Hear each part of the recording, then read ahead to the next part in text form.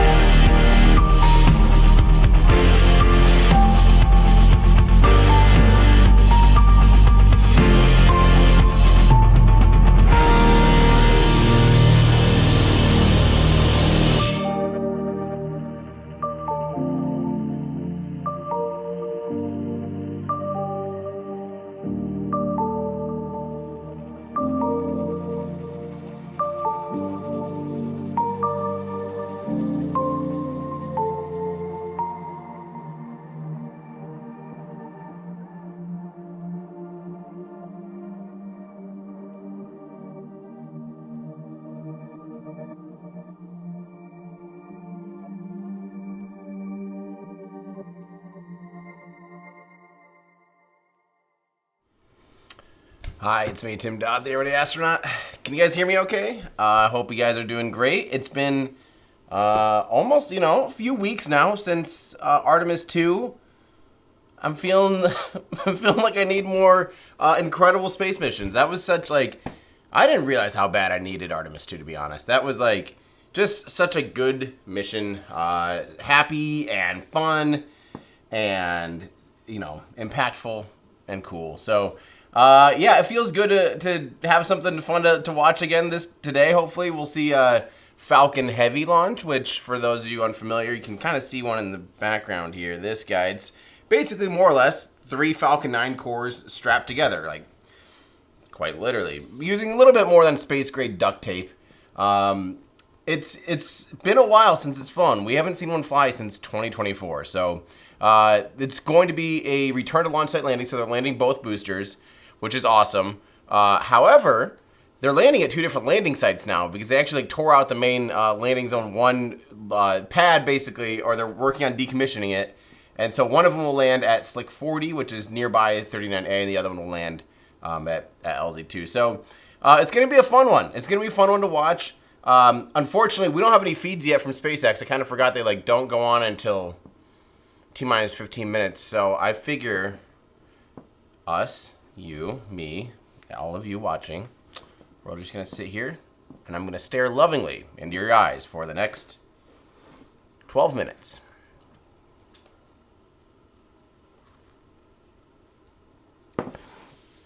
No, never mind. Guten Morgen. Let me know what questions you guys have. This is a great one. Let's start with this. why can't they repaint the side boosters?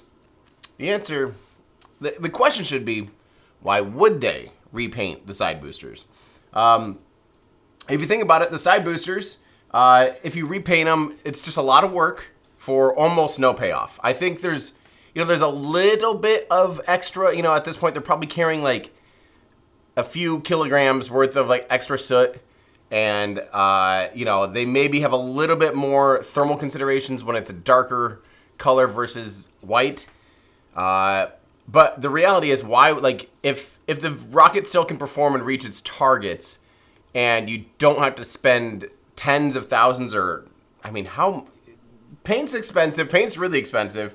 Like, I guess compared to us mere mortals, I can imagine that, I bet I would have to sell my house almost to be able to afford enough paint to be able to cover a rocket that's 3.8 meters wide, so 12 meters wide, and just the boosters alone is 45 meters tall, so 160 feet tall or whatever, 155 or something. Really tall. They're huge. That's a lot of surface area. That's a ton of surface area. All that labor, all that actual physical paint would be a lot. So they don't. It's more of, why would they? Why do they need to? Than anything. So hopefully that answers your question. There's a good follow-up though from, I see Julian Hop says, so why do they paint them in the first place? I guess they're not painting Starship. Why do they paint them in the first place? I think a lot of it though is still like corrosion prevention, especially. There's still thermal considerations. There's still corrosion, but and protection and things like that for the metals. It's aluminum alloy for the Falcon 9 and Falcon Heavy, but you still want to make sure that stuff's properly coated. There's also a lot of static discharge when flying up through the atmosphere. So paint actually plays a really big part in keeping a rocket kosher, I guess, as far as static charges go. Those are probably the main ones. Can I see the launch from Central Florida? Just like any daytime launch, yes, if you know exactly where to look. From Central Florida, you should actually be able to see it. It's just a little bit harder during the daytime to be able to catch a launch, especially a launch that does not use solid rocket boosters. So don't forget, Artemis 2 you could see from super far away, and you could easily find it in the sky, even during the day, because it has solid rocket boosters. And those solid rocket boosters produce those huge white, it looks like a cloud. It literally looks like there's a white cloud trailing behind the rocket. And that's not, so some of that's because of like the aluminum, and I don't remember what exactly produces the white cloud part. But yeah, that does not happen with like an RP-1 rocket, with a rocket that's fully fueled by liquid propellants, in fact. Does not have the big white cloud chasing it, basically, and staying attached to it. So it is harder to spot. However, Falcon Heavy's bright. It is very bright. Like, you would definitely see it pretty well in the sky. Let's see. Is the core being expended today? Yes, they are expending the core. There has been still no talks ever since basically the very beginning of keeping all three cores. This does extract as much performance out of the vehicle as possible, basically. Sans throwing all cores away. Because don't forget, it's basically the trade-off, right, between landing a rocket and not landing a rocket is when you land a rocket, let's say it's accelerating. Actually, you always need to start with, you need to start backwards. You need to start with your upper stage when you're trying to figure out like the rocket equation. So sorry, this is going to bug me if I do this demonstration with the landing legs out. Is it worth me putting them? I have to. It just looks too weird. Okay, so let's start with the upper stage. Let's say you have 10,000 kilograms, 10 tons, so 22,000 pounds worth of payload in your upper stage, right? That's what you're trying to get into space. You're trying to get your upper stage into orbit, right? So you have 10,000 tons, 10,000 kilograms, sorry, 10 tons. And this upper stage, because of the amount of propellant that it has in it, it's a fixed amount. You're not just going to magically double the amount of propellant in there. And even if you did, only doubling it does not double the delta V, the amount of acceleration it can do, because you're adding more mass. So You have this amount of, let's say this can do 6 kilometers per second. And we're trying to get to roughly 9. We're just going to say 9 to make it easy. This can do 6 kilometers per second. If you had twice the payload or something, it might only be able to do 5. If you had half the payload of this, it might be able to do 6.5. You know, it's somewhere around there. I'm totally making up numbers, obviously. But depending on how heavy that payload is, that determines how much work does this booster need to be able to do to be able to get this going 9 kilometers per second, 17,500 miles an hour, 28,000 kilometers an hour is how fast we need to get this thing. So if this can do 6, this has to do 3. So that means as this accelerates, at first it's doing no horizontal velocity. It's all just going up. It's getting above the atmosphere. As it pitches over, it starts getting more and more horizontal. It's starting to accelerate this into orbit. Then you go, all right, so at what point when we're draining our fuel, do we have enough propellant to still do that 3 kilometers per second, right? So with some missions, it only needs like half. It would only need about half the fuel, and then it's like, okay, well, I guess at this point now we can detach the upper stage. The upper stage can go into orbit. Now we have all this fuel to play with, all this propellant to play with that can turn around and boost back. That'll cancel out that 3 kilometers per second we just did. And then we have enough to even land with, right? So that's kind of the rocket equation we're dealing with here. So when you're talking about expending a core, what's happening is, even if you had a single stick, if you had one rocket like this, a Falcon 9, and you did this payload and you're trying to get your 10 tons, in this case, let's say to geostationary, to a higher orbit, you have to go faster. You have to say, let's go 11 kilometers per second. I don't remember what the exact number is. But let's say now you have to go 11. Now, all of a sudden you go, okay, this can do 6. Or no, this can now only do, wait. Yeah, this can still do 6 kilometers per second. But we need to get 5 out of this thing. And even if we burned all the propellant, we're short. We're like 4 kilometers per second. We're short of getting to our 11 kilometer per second that we need to get to in order to get this thing out to geostationary transfer orbit. So now you go, okay, well, even if we burn this and we burn this, we don't have enough energy. So you stick 2 extra rockets on and you don't let this one burn through all of its propellant. You let the other 2 rockets basically carry it while this is at like half throttle, basically. Then at stage separation with the boosters, now you have, this much more extra propellant to play with. And that typically, that can get you that extra kilometer or 2 per second that you need to be able to do this mission. Now, however, in this case, and basically every use case of the Falcon Heavy, they do so well with just the Falcon 9 now that they don't always need, there's not like a huge performance gap really between, there's not too many customers that are like, hey, we really need a Falcon Heavy. We can't fly on a Falcon 9. So when they need to, I think they'd rather do an end-of-life mission of a Falcon 9 than do a Falcon Heavy mission, just because it's so much more complicated. So hopefully that all made sense. Yeah. Hey, don't forget, by the way, if you like our metal Falcon 9 rockets, you can get those over at everydayastronaut.com/shop. Yeah, we actually have those back in stock. So that's good because we were out of stock of those for about a year. So, yeah, if you like these, everydayastronaut.com/shop. That was a long answer, and I was kind of doing that to take up time to hopefully see if we either get some updates from SpaceX and Discord.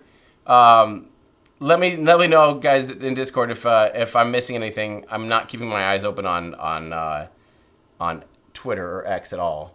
Actually, I can pull that up and we can just see if anything's happening there. Oh, and then it scaled it all funny for us. Nope, last one we had was still quite a ways away. Also great, we have the yeah, crap. Hey, why is my side screen not showing up for you guys? I mean, I don't know, you don't see it yet, but okay, that works. Display capture. There we go. Yeah, here. I'll show you the X feed. There's basically, this was the last one. We were waiting. Weather's not great. Weather's 55% favorable for liftoff. So keep that in mind that we are still, yeah, maybe on launch. 55 is decent, though. They did start prop load, or we think they did. At least when I started streaming, it looked like they did. And once they start prop load, you're pretty much committed. So we haven't heard anything else yet, though.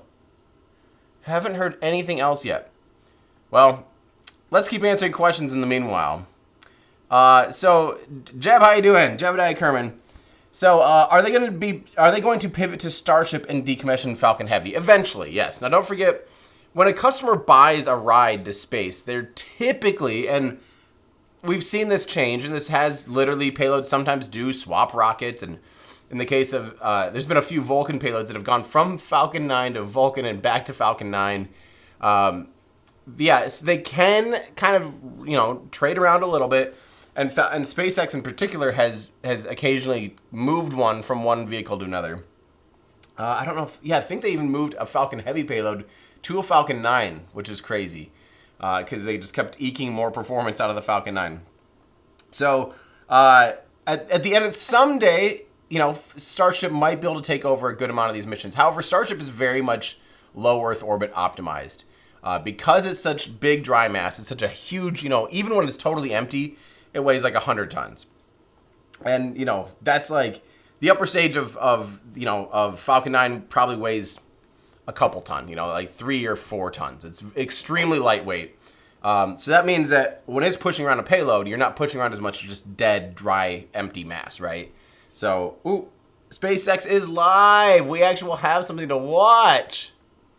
That's great news. Let me refresh this and see if we have something. Watch. Ayo. Ayo. Okay. Let me bring this over to you guys.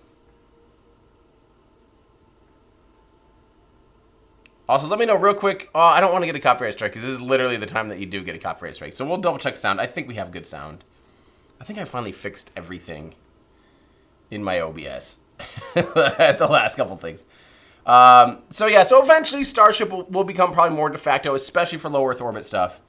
This is, thank you so much. This is a super chat from Venkat Krishna. Good morning, Tim. Thank you for your excitement of spaceflight. Love your work. Well, thank you so much. I really appreciate that. Let's see here. And also, we had another super chat from Jake. Thank you so much. Appreciate that. From TIKKIN, what are the black and white circles and squares for the NASA rockets? So you'd see those little checkers, and those are basically a way to be able to do in visual tracking, like when you're using telescopes and all the tracking assets, the visual assets, you're able to double check that things aren't flexing or bending, or if there was an anomaly, you'd see, you'd be able to track objects really well. Otherwise, if it's all just white, there's no area of high contrast to be able to really pick out what's moving in which direction, why, and how.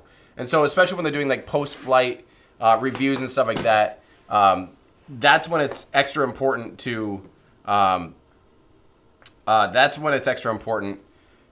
Basic. Oh, here we go. We're getting into the intro.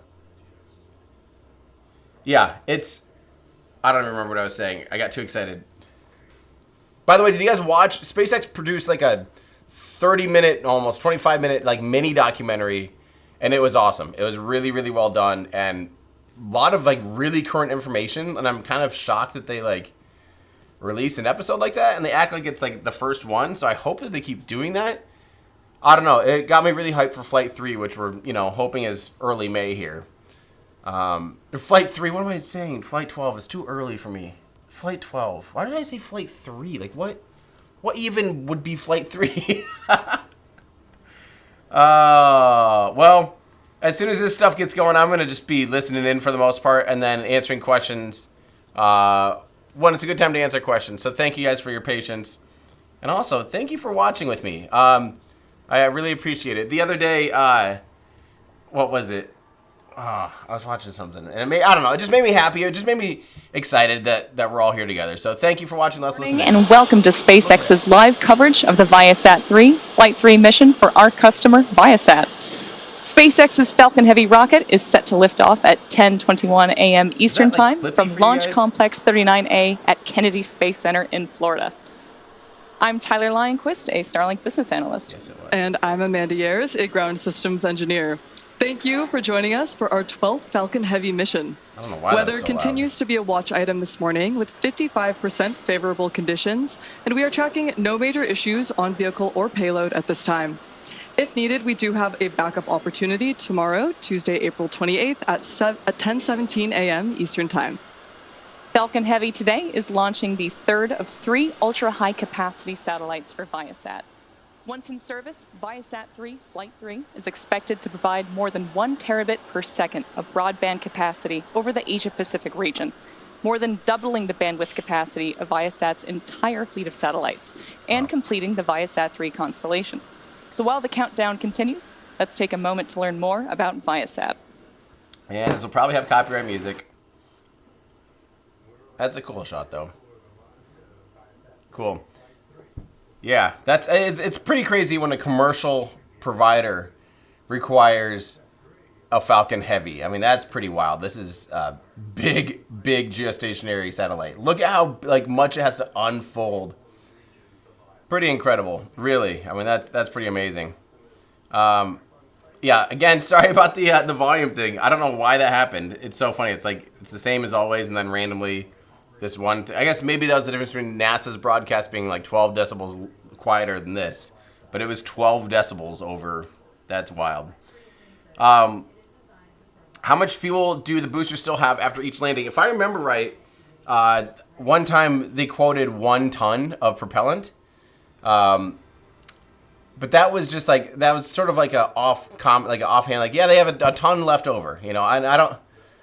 But I think it was spelled TONNE, not the colloquial term of just they have a ton of fuel left over. I think they literally meant a ton, 1,000 kilograms.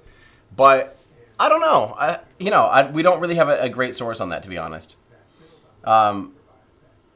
Hey, yes, you can see my shirt. It does look really cool. This is our new slow roll towing shirt.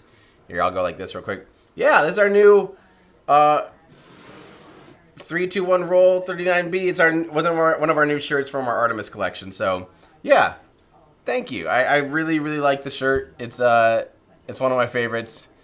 And yeah, it's a little nod to the crawler, which does not get enough love in my opinion. That thing is iconic. So we'll keep listening in here. We'll see if anything exciting happens. Yeah, let's keep answering questions though. Judy, thank you so much for 10 euros. That's super nice of you. From Rudder Authority, I love my 100 metal models. Any chance you'll do more? I would love to complete manned space 100 collection. Yes, we definitely are still trying to work on more. They just take forever to really get through all the prototyping and all all that stuff. So, yeah. Is this the same pad as SLS? Close. Very similar, but not quite. So SLS took off from 39B, which you can see here. 39B. This is taking off from 39A. So this is taking off from SpaceX's launch pad. 39B, they did pitch it as a commercial, spaceport, a multi-user spaceport, space pad, and that's why, that's literally why the crawler picks up the launch pad and takes it out to, literally takes the entire launch mount and places it on the launch pad. And let's listen in now. And they thought maybe more commercial providers would do that, but no one has yet. It's been a little while since we've seen Falcon Heavy on the pad, and what a sight it is. Falcon Heavy was developed entirely by SpaceX as a heavy lift version of our proven Falcon 9 rocket. Its debut flight in February 2018 marked the first time a rocket this powerful had been sent to space by a private company. Falcon Heavy is essentially 3 reusable Falcon 9 first-stage boosters connected together, with the center core modified to withstand the stresses of the side boosters. This super efficient design features the same Merlin engines, avionics, and systems that have flown hundreds of times on Falcon 9. The first stage is comprised of 3 cores with 27 engines across the 3 first-stage boosters and a 28th engine, a Merlin vacuum or MVAC, on the second stage. The side boosters are connected at the nose cone, the interstage, and octaweb structure at the bottom of the vehicle. Falcon 9 is the most launched rocket in the industry today, handling the majority of SpaceX missions, including Starlink deployments, crew and cargo flights to the International Space Station, private astronaut missions, and most commercial satellites. Falcon Heavy delivers significantly more performance for missions that require greater payload mass or higher energy orbits than a single Falcon 9 can provide, like today's ViaSat payload. As one of the world's most powerful operational rockets, Falcon Heavy is capable of launching nearly 64 metric tons, or 141,000 pounds to orbit. And that's why Falcon Heavy is primarily used for large commercial communication satellites, national security payloads, and major NASA science missions, like NASA's Griffin Lunar Lander and the Nancy Grace Roman Space Telescope, both manifested for late 2026. Just earlier this month, NASA announced that Falcon Heavy has been selected to launch the Rosalind Franklin mission, targeted for 2028. And this will be the first Mars rover to search for life on the red planet's surface. And it makes one heck of a Matchbox collectible. Sure does. To date, Falcon Heavy has flown 11 times with 100% mission success. Its first flight on February 6, 2018 was a demonstration mission that carried a Tesla Roadster and Starman into a heliocentric orbit around the sun. I will never forget watching that simultaneous recovery of the two side boosters for the first time. It was totally unbelievable, and it's something I know we're all looking forward to from Hawthorne today. You know, it was actually the first launch that I ever saw. Wow. And I remember distinctly the feeling that the future is now. And speaking of that 2018 flight, I checked on Starman's whereabouts recently, and the Roadster is still out there orbiting the sun. As he should be. And after that unforgettable demonstration flight, Falcon Heavy moved on to operational missions. In November of 2022, USSF-44 became the first classified national security launch on Falcon Heavy, placing sensitive payloads into high-energy orbits. And in 2023, Falcon Heavy launched the ViaSat-3 Americas mission. Then the Psyche mission, which launched later that same year, sent NASA spacecraft on a journey to study a metal-rich asteroid, providing valuable data on planetary formation. And Falcon Heavy's most recent flight in October 2024 carried Center NASA's... core RP1 load complete. There we heard good confirmation that the center core first stage has completed RP1 load. That LOX load is still underway. That most recent flight, 2024, carried NASA's Europa Clipper spacecraft toward Jupiter's moon, Europa, and the mission required the full performance of Falcon Heavy to achieve the necessary escape trajectory. That brings us to today's mission, with Falcon Heavy poised to carry the ultra-high-capacity ViaSat-3 Flight 3 satellite to orbit. We'll continue to hear those callouts as RP1 loading wraps up on the side boosters over the next few minutes. I love that thing. It looks so cool. Like Falcon 9, Falcon Heavy is a two-stage launch vehicle. Falcon Heavy's 27 Merlin 1D engines together generate more than 5 million pounds of thrust RP1 load complete. at liftoff, and that is the confirmation that one of the side boosters has wrapped up RP1 loading. That thrust is equal to approximately 18 747 aircraft. Shortly after liftoff, the center core engines will throttle down, and after the two side boosters separate, the center core engines will throttle back up to full thrust. Starting from the very top of the rocket, we have the payload fairing. The fairing is a protective shell that houses the payload, shielding it from aerodynamic heating until the vehicle is Engine chill has started. outside of Earth's atmosphere. The shape of the fairing contributes to Falcon Heavy's overall efficiency, helping to reduce drag during flight. And once in space, the two fairing halves separate and fall back to Earth for an ocean landing, where they'll be recovered by our recovery vessel to be refurbished and reused on future flights. Both halves of this fairing are flight proven, with one side flying for its 25th time and the other for its 18th. And within that fairing is today's payload. NY RP1 load complete. The other side booster has wrapped up RP1 load. ViaSat-3 Flight 3 arrived in Florida in April to begin its pre-launch preparations and checkouts before being mated with Falcon Heavy's second stage. Here is a photo from midway through the encapsulation process. This is just before the fairing halves were closed in preparation for flight.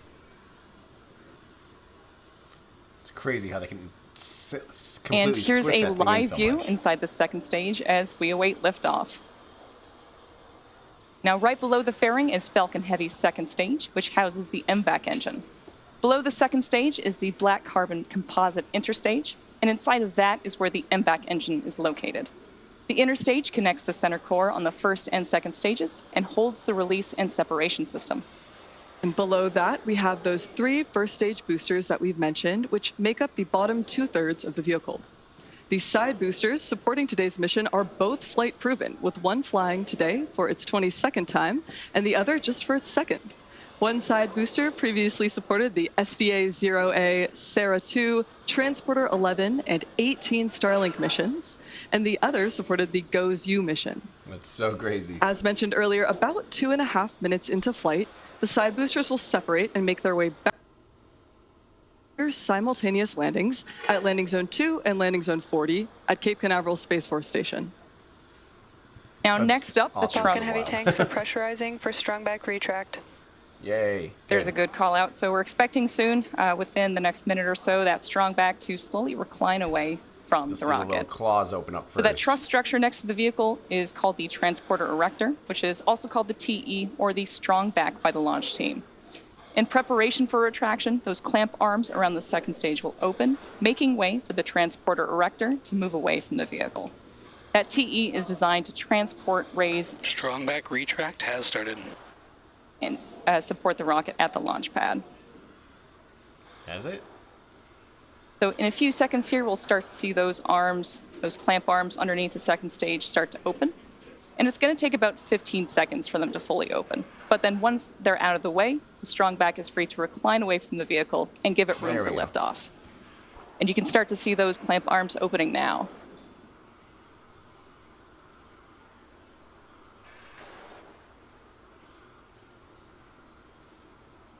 I love that shot. Wow, look at the Now that pad those out arms there. are open, the rocket is fully free at the top. Wow. NY, LOX load complete. That looks so There we heard different the than call. it used We to. heard the call out that one of the side boosters is now complete with its LOX load, so it's fully loaded with all of its propellants. Look at all the activity. There's just so much stuff. We can see that strong back slowly start to retract away. LOX load complete. And then we heard the call out that we are fully loaded with LOX on the other side booster.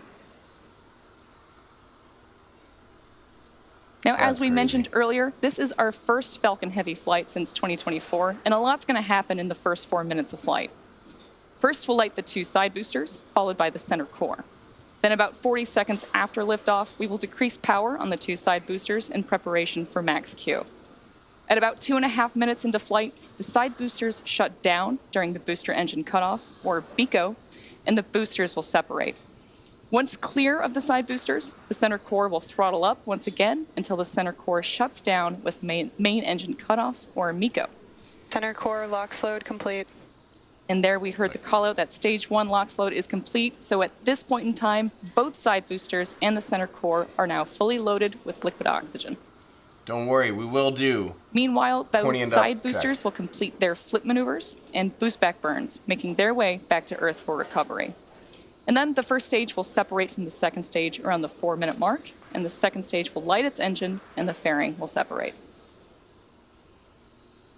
We're coming up on our last milestone of propellant loading, which will be the completion of second stage liquid oxygen loading. Propellant load has been underway since the T-minus Stage 50-minute mark. 2 LOX load complete. Sick. Right on time, and with that, liquid oxygen has loaded on to stage. And with this view, we better do our pointy end up, flaming end down check. We're quite familiar with this vehicle. It has 3 pointy ends and, 3 flaming ends, and our 27 Merlin engines really at the base of this thing. That is definitely a pointy end up, flaming end down. Falcon Heavy will enter startup, and the onboard flight computers will take over the launch countdown. Man, it looks cloudy right over the launch pad right now, though. I hope that one cloud there Ground gas closeouts.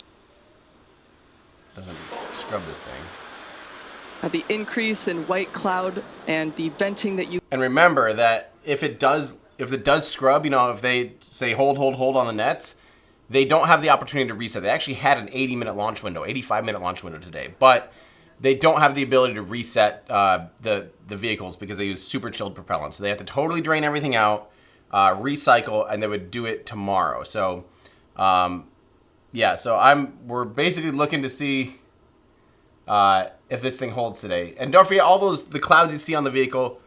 That's not smoke. That's clouds. It's condensation. This thing is extremely cold because liquid oxygen is minus 183 degrees Celsius or whatever inside the tank. So it's just really cold. So let's listen in here. We're coming up on T-minus 30 seconds. What do you guys think? I think this thing's gonna launch today. Look at the blue sky on the right and the clouds on the left. Hold. Hold. Launch abort is Scrubbed. running. That's a scrub. Weather As you violation, just I'll heard, bet. we did have a hold in the countdown. Dang it!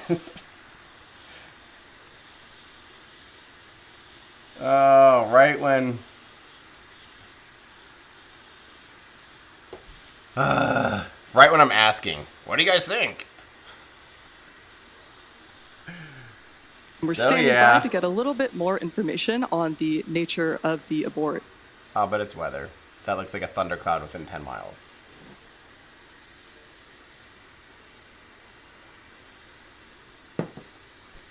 They can't launch. If you have questions about scrubs, I do have a video about the range. And the range, we talk a lot with, we talked with the Space Force about basically like how do you track this stuff? How do you know what's go and no go and what's, you know, okay. So, although look, they do have a clock and a pause, but they said hold, hold, hold. I'm surprised that they have the clock reset to 15. I've never seen that before. Like I said, they do have a big launch window, and maybe they did like double all of their stuff. I don't know if they have a recycle opportunity. Hold, hold, hold typically means, I mean, traditionally, the 3 holds literally means you're done for the day. So maybe that 15-minute thing is just bollocks.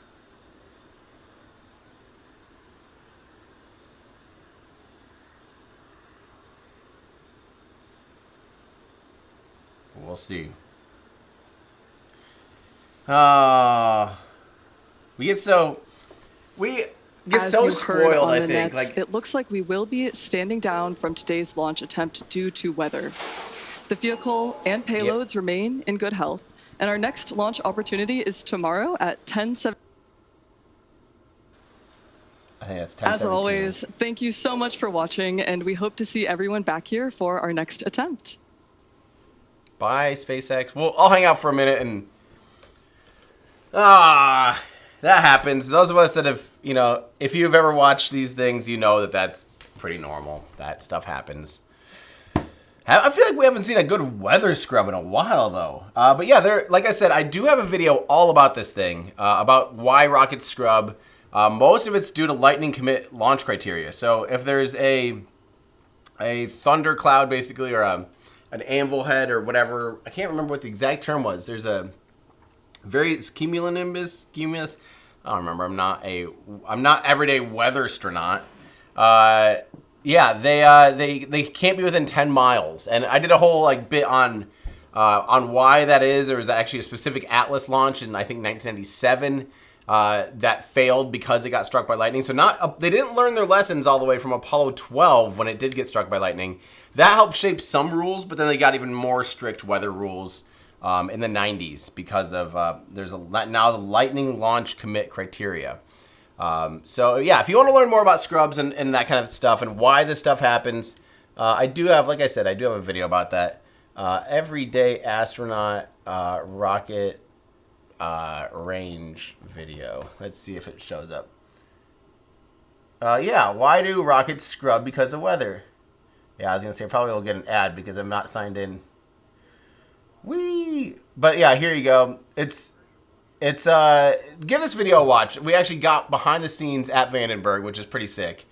And they showed us how all this stuff works and why and what and all that stuff. So yeah.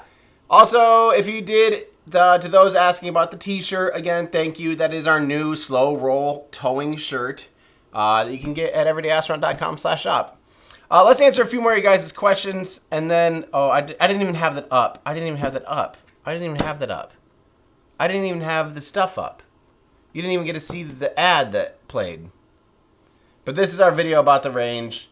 We kind of talk about, you know, why do things scrub, yada, yada, yada, how many launches, weather balloons, exclusion zones, because people ask about exclusion zones a lot. How far out can you go? What, who manages all the exclusion zones? Flight termination systems. Yeah, we went all in. So hopefully you guys have seen that, or if not, you should watch that because hopefully you'll learn something. So there you go. That's that. Yeah. Okay, back to, let's answer a few questions, then I'm going to get out of here because we're just going to be right back here tomorrow. So let's just do a quick thank you to Rich. Thank you so much for becoming a member. And Greg Swanson. Will you ever make a cargo second stage for your Falcon model kits? Yes, a Falcon Heavy add-on for that. That's literally something we have a prototype of now. The only problem is, and we're debating if we even want to do this now, is that it's so expensive because you're basically, like, this is the most expensive part. It's a huge chunk of metal. It's like really heavy. This piece alone is like over 1 kilogram. So over 2 pounds. Our shipping weight, I think, is almost 2 kilograms because it's all metal. It's all heavy. And if we ship, basically, we were talking about doing, we're debating what to do. Do it at all is like even on the table because it's, or like even a question because it's like, do we bother with it? Because it is expensive. The next option is sell an expansion kit that literally basically gives you 2 more cores and the hardware to like attach them all together with a transporter erector and a fairing second stage. That's one option. Another option would be a fairing only and a transporter erector. That would work with Falcon 9. That's an option. And then, then the other option is sell it as a full kit. So you'd have a Falcon 9 and a Falcon Heavy that you'd be able to have.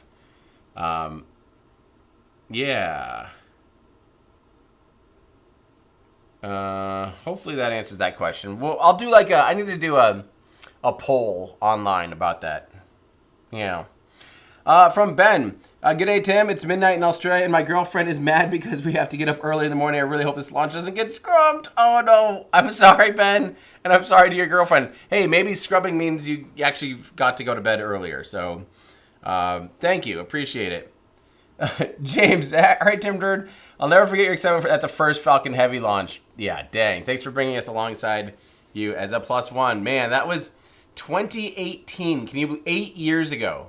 Can you believe that's been 8 years since the first Falcon Heavy? That's insane. Where has time gone? I'm scared. Oh, man. This is from Martin. Hey, Tim, been watching since the orange flight suit. That's back over this way. There we go.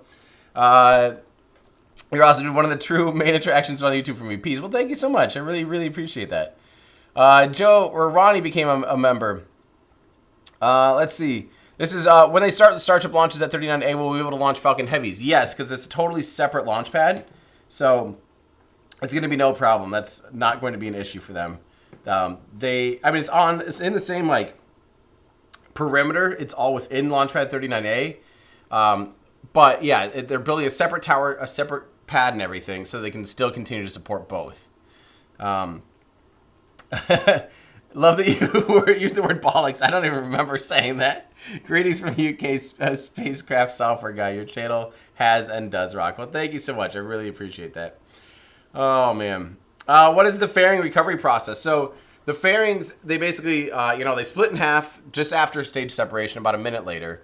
And then they fall back to the atmosphere. And because they're so lightweight and huge surface area, they have a really, really high drag to weight ratio, right? So they actually come in, they don't need any special, they already have some thermal considerations and, for ascent anyway, but they don't need an actual heat shield.